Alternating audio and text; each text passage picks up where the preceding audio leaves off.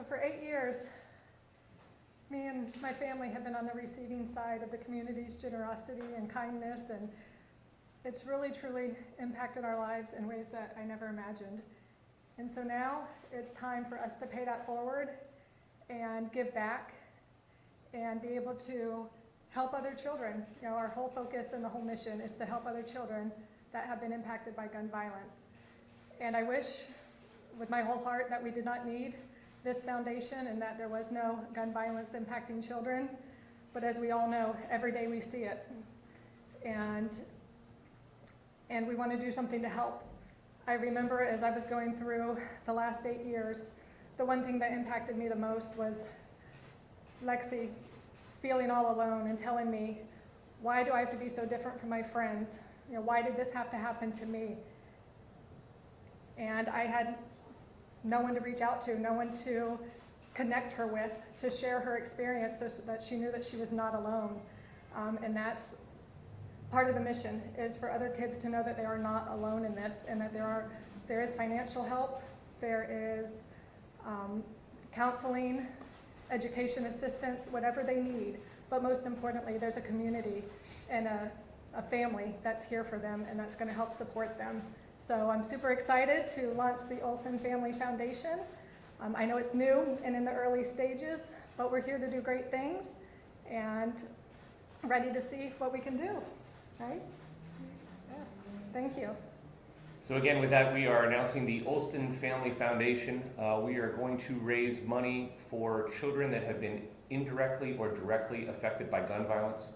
Our definition of directly means that unfortunately the child was killed or hurt as a result of gun violence. And our definition of indirectly is that a parent or guardian has been hurt or killed as a result of gun violence.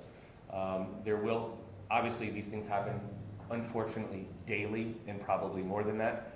And so we will have some sort of caveats that will have to take place in order to qualify for assistance. But we are hoping to raise enough money to start teaming with local state attorney's offices and maybe even district attorney's offices in other states, so that through their victims assistance program, we can help give them things that they otherwise don't have, which is either money for medical bills if those exist, if not, if it's an indirect thing, mental health counseling for the child or even the parent if it becomes necessary, but our focus is definitely on the children.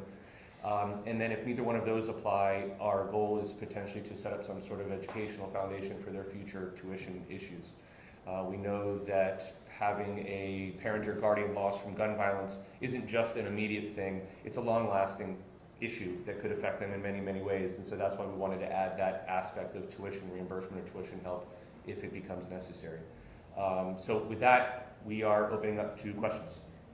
Are you starting by personally seeding this in any way, or how's that going to start? I'm sorry? I'm sorry. Are you guys personally seeding this first, or is this going to be fully publicly funded? So we have an actual bank account that is open, and Nicole and I have been the first two donors. We have actually had some unsolicited donors as well, and so the process has already started. We don't unfortunately have enough to start helping people yet, even with the tragedy in Texas and the tragedy in Buffalo. We don't have enough money to start helping people yet, but the goal is to start a grassroots campaign to start raising some money, and then once we have enough kitty in the pot, we can start getting qualified individuals to see who we can start giving back as soon as possible. But yes, the long story short is we have begun the process of raising, but we're hoping for community support for to continue this growth. I know this is early on, but do you have plans for some sort of events? I mean, how do you plan to raise the money? So one of the things for sure, and I'm going to let her talk as well because she has some other ideas. We're going to do some, like I said, grassroots stuff to begin with. I plan to contact local media personnel and or friends in the community, host some just small happy hours and things like that to try to get the word out. I think that's the first thing. And then as the word continues to grow and hopefully as money naturally and organically comes in, we'll be able to extend that to, my goal one day is to have those gala events where we have a dinner. And truthfully, I just hit this the other night, is a father-son or a mother-daughter or father-daughter dance type thing, I think is a great thing, especially considering this is revolving around children.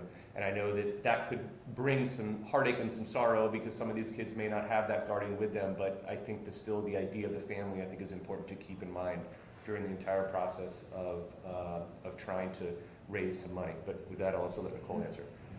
Yeah, so we're working on the social media aspect of things as well, you know, getting the Facebook account, which is set up, and the Twitter and the Instagram, and just starting small and working our way up, right? We've got to start somewhere, so that's what we'll do. Our hope is that I think everyone can relate to this, not only this issue, but this foundation.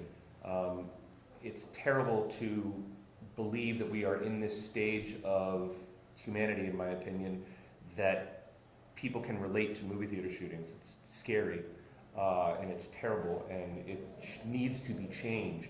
Unfortunately, we don't have the ability to change those things, but we can help the people that are negatively affected. So it is my belief that once people start hearing about this, people will naturally want to help, simply because everyone can relate to a child that is either directly or indirectly affected by gun violence and what they're going to have to deal with growing up and moving forward. I will tell you, the outreach, even since the verdict, has been incredible. We have been contacted by people in other countries. I have received emails almost daily about their support and their heartfelt concern over the family and the verdict itself and the position of our country and where we're headed. So I'm hoping that this can just dovetail onto that, and we can really grow this thing pretty quickly. Nicole, could you talk about that a little bit? Last time most of us saw you, it was a very difficult day for you, clearly. But it seems like this is giving you an opportunity to channel and focus. And can you talk about that?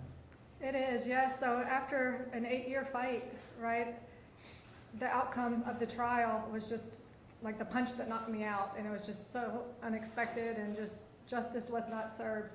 So this is just a way for us to come together and know that, you know what, we're all given circumstances in life, but we can't let that determine who we are and, you know, prevent us from being what we should be. And so I want this to be a way to keep Chad's memory alive. I don't want him to be known or remembered, you know, for how he died, but for his legacy, and, you know, that we can do good and make something good out of a bad situation.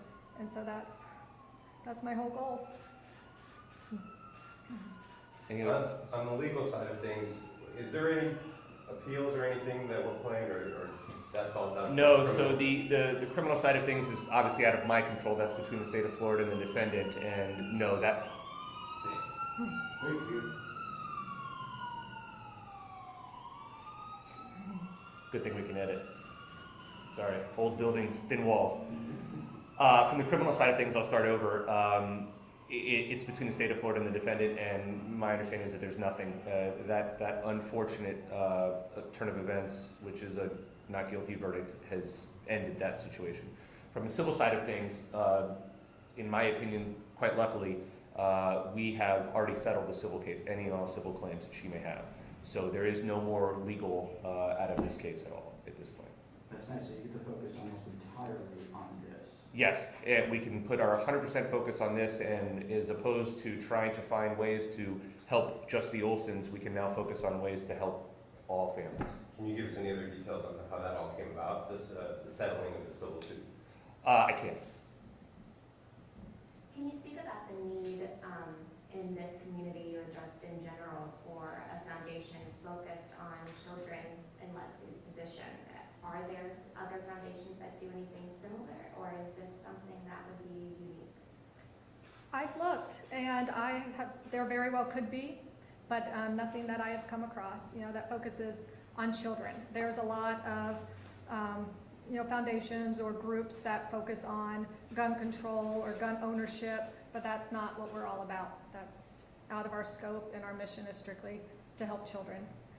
So I'm not aware of any, but if there are, maybe we could partner up or something at some point. And if people want to help you, how can they donate? How can they get in touch with you? I think the best way to do that is go to the website, which is oulsonfamilyfoundation.com, and that has all of it's all one word, oulsonfamilyfoundation.com. It has all of our contact information, our phone number, our email address, where to send a check if you want to send a check, and/or a donate button to be able to do it either on a recurring basis or on a singular basis. And I want to add to her comment in that I also did some research, and I don't see any foundations that have our specific focus related to gun violence. And it's also very important for everyone to understand that as a foundation, we do not take a position on gun ownership. We are not against guns ownership. We are not for gun ownership. We are taking zero position on the issue of gun ownership. What we are focusing on is trying to help those people that have been needlessly or senselessly affected by the gun violence. What's Lexi's reaction to your efforts been when she talks to you about that? She's excited, yes. We're trying to bring her up to speed on what it all means and the big picture, because she's all about the website and the things that she can see. But, I'm trying to explain to her and, get her the mindset that, it's all about others. This is not about us. And so she's excited, yes. Right? Yes. Yes, and we do have the wristbands, and I know you can see it on the T-shirt as well. But we did make bands, and it does say Oulson Family Foundation on the inside. It's inscribed Chad Oulson, number 28. That was his racing number, so we wanted to keep his memory alive, and circular, obviously, being the circle of life. And so, unless there's other questions, I just want to say the following and end this way. These last 8 years have changed, I think, everyone that is associated with this case. I know that it has changed me dramatically. I know that it has changed Nicole and her family dramatically, as well as Chad's family that's not here with us today. But we are hoping, and truthfully, with what I think we're doing and what we have put together so far, I really think some very good can come out of this significantly tragic story. Any other questions? Thank you guys for coming. Real quick, Yes. you were holding your hand up, but you were moving it really fast, or... I do everything fast. I talk fast, I move the Can wristband I get fast. the three of you to show Sure, me yeah. There we go, so we can read it. And you said it says what on the inside? It says Chad Oulson, number 28, which was he was a dirt biker, and that was his dirt biking number. Okay. Great. Thanks again. Thank you all. Thank you.